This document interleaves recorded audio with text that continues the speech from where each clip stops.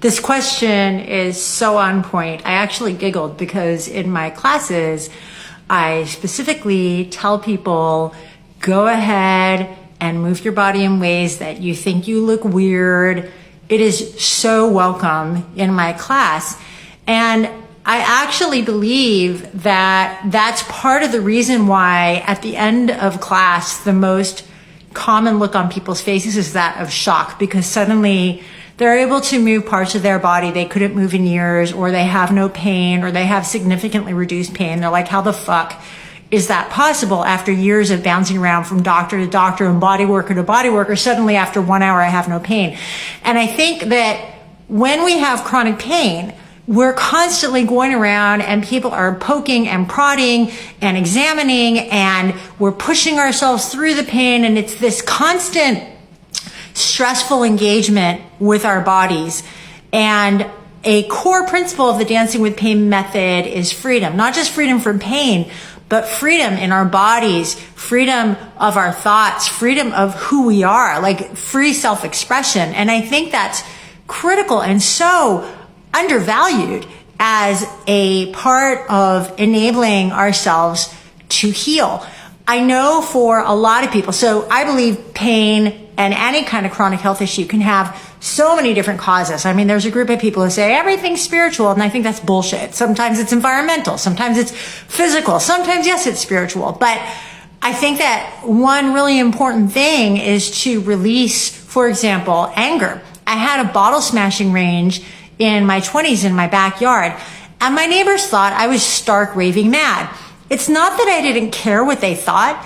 It's that I cared about something more, and that something was my freedom, that something was my healing, that something was this gunk inside me, this black tar is not mine.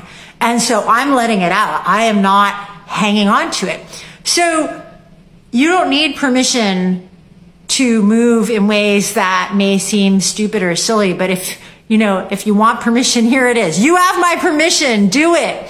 It's critically important that we allow our bodies to find the movement that feels good. There's no rules in the Dancing with Pain method except this: do not engage the pain. That's it. Other than that, there's no specific footwork, nothing. It's just do what feels good to your body, and that can change in every moment. I think especially for women, from the time that we're born, we're being told to move a certain way, to look a certain way, to act a certain way, to talk a certain way. And it can be very new, very foreign to suddenly be in an environment where you're being told you get to do whatever is innately good to you. And so I think it's really important to find a place where you feel safe. For example, if you can, I don't know your living situation, but if you can lock a door, go into a private place and know that nobody's going to be looking. And when this mind chatter comes up, oh, I look stupid, or this is weird, or whatever, see if you can dance with that. Can you turn that into your dance partner and have some kind of a dialogue with it, or make faces at it, go for it. I know that I'm not alone in that, for example, when I used to jog, if I was angry, that would be an awesome jog because I could harness or channel that energy. So feelings of insecurity or judgment or whatever, that's an energy. Can you channel that energy, put it to work for you? So you start having all of this looks stupid, this looks weird. Can you take that mind chatter, that untapped power, and put it to work for you and harness that energy and allow that to give you more mobility, more power in your body?